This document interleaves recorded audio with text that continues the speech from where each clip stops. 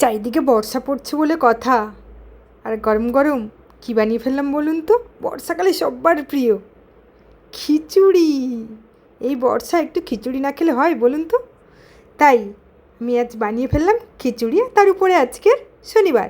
Welcome back to kirtan blog, আপনাদের সবাইকে স্বাগত। আমি চলে এসেছি আপনাদের মাঝে, আপনাদেরই বন্ধু, আপনাদের কাছের মানুষ তনুশ্রী। তার সাথে সাথে কী নিয়ে নিলাম? একটু গোবিন্দভোগ চাল নিয়ে নিলাম, আতপ চাল। আর তার সাথে নিয়ে নিলাম মুসুরির ডাল, আর তার সাথে নিয়ে নিলাম মুগেরও ডাল। অনেকে মুসুরির ডাল খায় না, তো তারা মুসুরির ডাল অ্যাভয়েড করবেন। আর আমি একটু ফুলকপি আর আলু কেটে নিয়েছি। এদিকে আমার কড়াই গরম হয়ে গেছে, কড়া ওভেনে বসিয়ে দিয়েছি। আর এদিকে তেলটা দিয়ে দিচ্ছি, কারণ আমি একটু অন্য রকমভাবে আজকের খিচুড়িটা রান্না করব মনস্থির করেছি।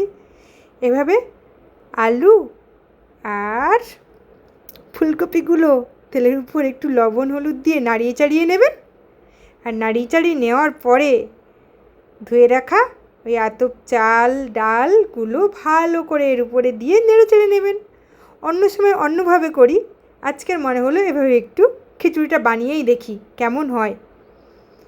আগে তো আমি চাল ডাল সেদ্ধ করার পরে ভেজে রাখা সবজিটা দিতাম, আজকের কিন্তু ভেজে রাখা সবজিটার উপরেই চাল ডাল দিয়ে ভেজে নিলাম। নিয়ে ভালো করে ভাজা হয়ে যাওয়ার পরে লাল লাল হয়ে গেছে, গন্ধ বেরিয়ে গেছে, এইবারে জল ঢেলে দেওয়ার পালা। তো আমি তাড়াতাড়ি করে জল নিয়ে এসে এবার কী করলাম, জলটা ঢেলে দিলাম। আর জলটা ঢেলে দিয়ে মনে হচ্ছে কী সুন্দর সেন্ট বেরোচ্ছে। ও হ্যাঁ, একটা কথা আপনাদের না বললেই নয়, আপনারা কিন্তু আমার পাশে থাকছেন না, এটা কিন্তু ঠিক নয়। আর জলটা ঢেলে দিয়ে আমি সাথে সাথেই ঢাকা দিয়ে দিয়েছি। আর এদিকে মশলাগুলো কষিয়ে নিচ্ছি, সেই সাথে একটু টমেটো, একটু কারি পাতা। আমি কারি পাতা দিয়েছি আজকে, নতুনত্ব খিচুড়িতে আজকে প্রথম কারি পাতা দিলাম। আমি অনেক সময় তেজপাতা দিয়ে বানাই, আজকের কারি পাতা দিয়ে বানিয়েছি খিচুড়িটা। আর এদিকে আমার প্রায় সেদ্ধ হয়ে গেছে খিচুড়ি, তো আমি ওই মশলাটা করে রেখেছি, সেই মশলাটাই দিয়ে দিলাম। আর তার সাথে নামানোর আগে একটু চিনি আর একটু ঘি দিয়ে নামিয়ে নিয়ে গরম গরম খাওয়ার ব্যবস্থা করছি আর কি। ও হ্যাঁ, আপনারা কিন্তু পাশে মোটেও থাকছেন না, আমি ভালো লাগে না কেন বলুন তো? এই যে এত কষ্ট করে ভিডিওগুলো বানাই, শত কাজের মাঝেও আপনারা তো সুন্দর সুন্দর একটু কমেন্টস করতেই পারেন। একটা লাইক, একটা কমেন্টস, একটা শেয়ার, আপনাদের একটু ভালোবাসায় যদি আমরা এগিয়ে যেতে পারি, আমি এগিয়ে যেতে পারি, তাতে তো আমার একটু উপকারই হয় বলুন।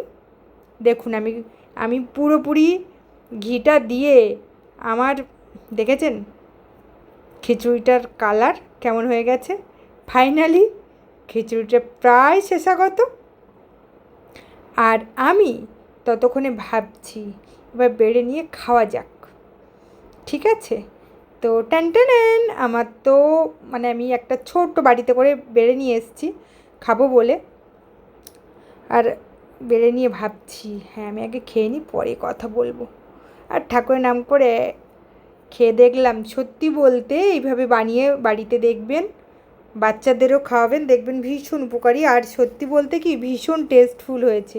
আমি অনেক দিন পরে খাচ্ছি বলে না, আমি এইভাবে অন্যভাবে বানিয়েছি বলে জানি না, যাই হোক আজকের খিচুড়িটা সত্যিই খুব ভালো লাগছিল আমার খেতে। আর খেতে খেতে ভাবছি আপনাদের সাথে কিছু শেয়ার করি।